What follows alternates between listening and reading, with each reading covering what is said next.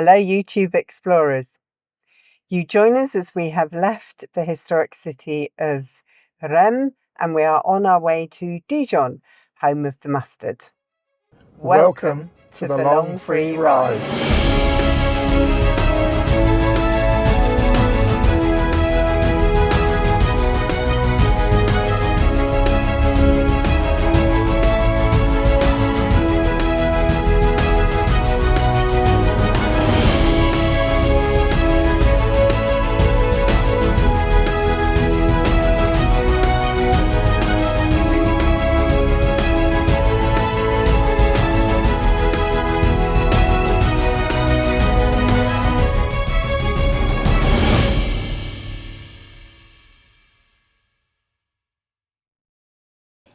Our planning software calculated the mileage for this leg to be 210 miles. The plan suggested 4 3/4 hours of driving and 55 minutes of charging. The charging was split into one late morning stop and then one longer stop after arriving in Dijon, ready for our onward journey south. We're at our first stop of the day, which is in a little town called Cité. It's raining. It's raining. It's very grey outside. In theory, we're going to get some nice scenic views soon. It's got on the map, it's got the road with the little green line beside it. But the way it's looking, I don't know how nice it will be. Anyway, the exciting thing from my nerdy perspective is... What are you saying? I was just reinforcing it's very nerdy. Is that this supercharger has the version 4, what I think are getting known as the Tombstone chargers. They're much larger and white chargers, and one of the advantages of them is that they have a much longer lead, and that stops the problem of cars like the F-150 Lightning or some of the BMWs and Mercedes that pull up at Tesla chargers, and because the lead isn't long enough, they have to go into 2 different bays in order to make it fit and cause chaos for the Tesla drivers, who obviously feel superior and that these are their chargers and not anybody else's. But the reality is that the Tesla chargers across Europe now are pretty much open to everybody. So we're at one of those at a hotel. You may be able to hear the rain beating down on the roof. And the wipers going. And we've got to get about another 20%, and then we're going to go and try and do a scenic route. Who knows how scenic it will be. Is that all you're saying? Well, what else do you want me to say? Oh, I thought you were going to tell them about my mistake. I don't want to highlight your ineptitude immediately, darling. I do it in more subtle ways. Okay. Got away with that then.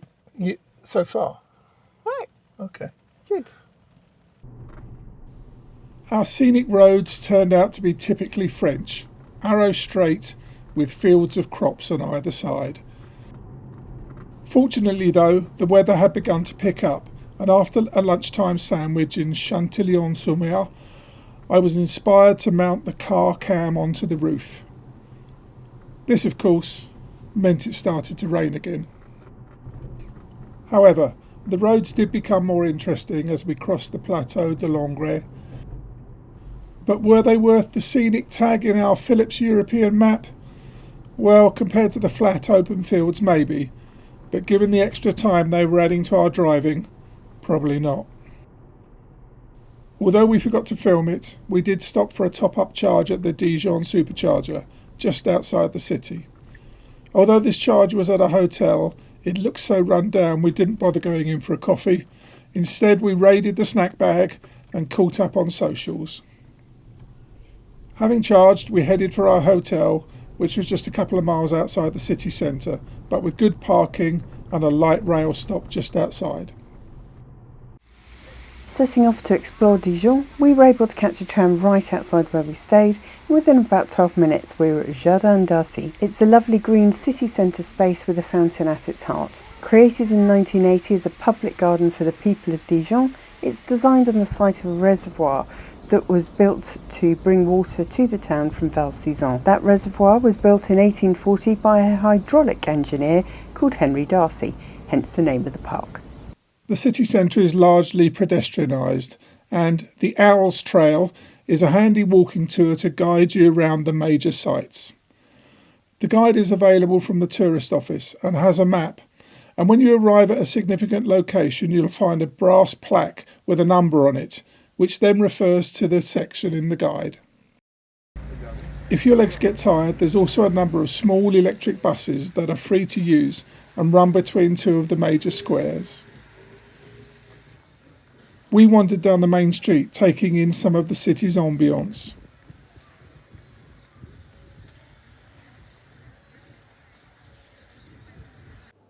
It's not a bad mix of old and new, really, is it? No, it seems to be interesting. I mean, we haven't seen a huge amount yet, but looking forward to seeing more. Yeah. Interesting side streets.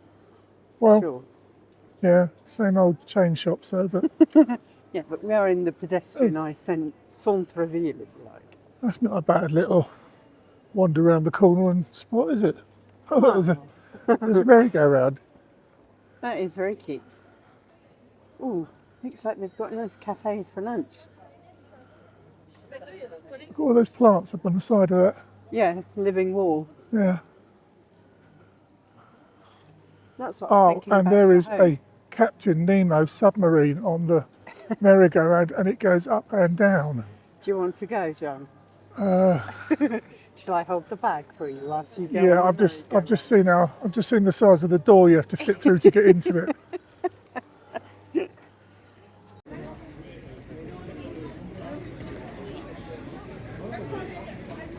Our route to the cathedral took in the market area and some interesting alleyways.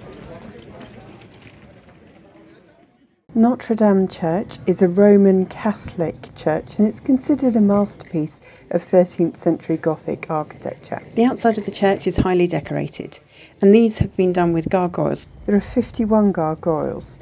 Now these are no longer used to drain water, but they are purely decorative. The original ones were removed after one fell off and sadly killed a gentleman as he was waiting to get married. Just imagine being that bride. The inside of the church has a traditional Latin cross floor plan.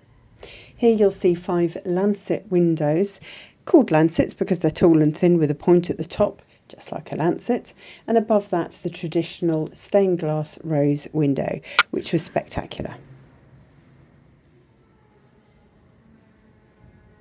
One of the best known features of this church, however, is outside, and it's a very special owl sculpture, which apparently is a symbol of good luck.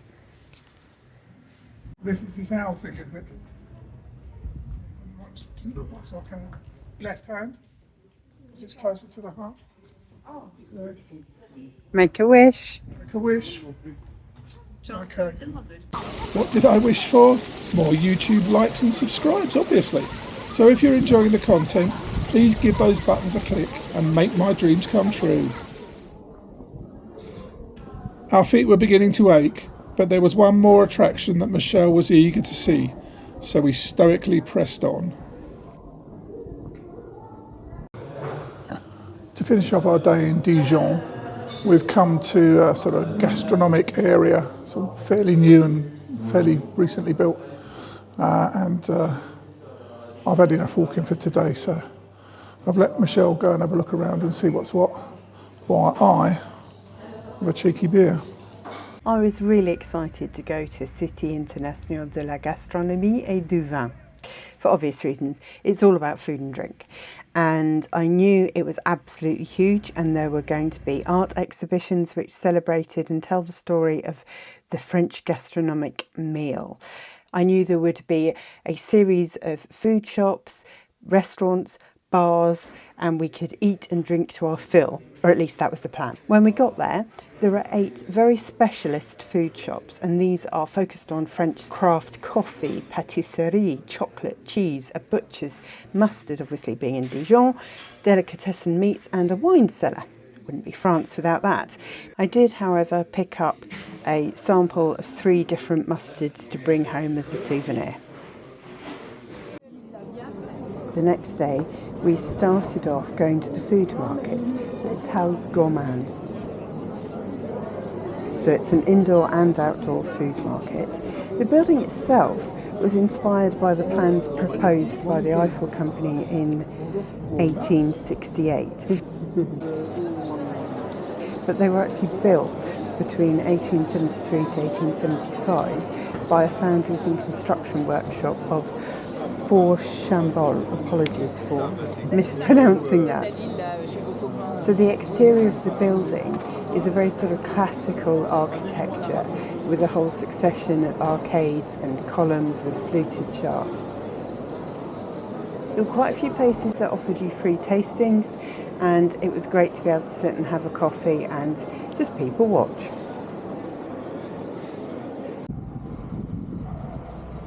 En route back to our accommodation, we took in a couple of the sights that we had missed on the previous day. The first was the impressive post office building,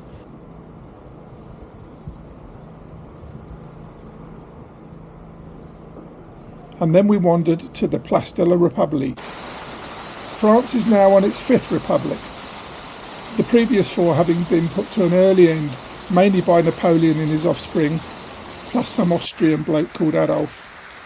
However, the statue in the square memorialises an assassinated French Prime Minister called Sadi Carnot, whose well-connected daughter lived in the city. Ah, Wikipedia is my friend.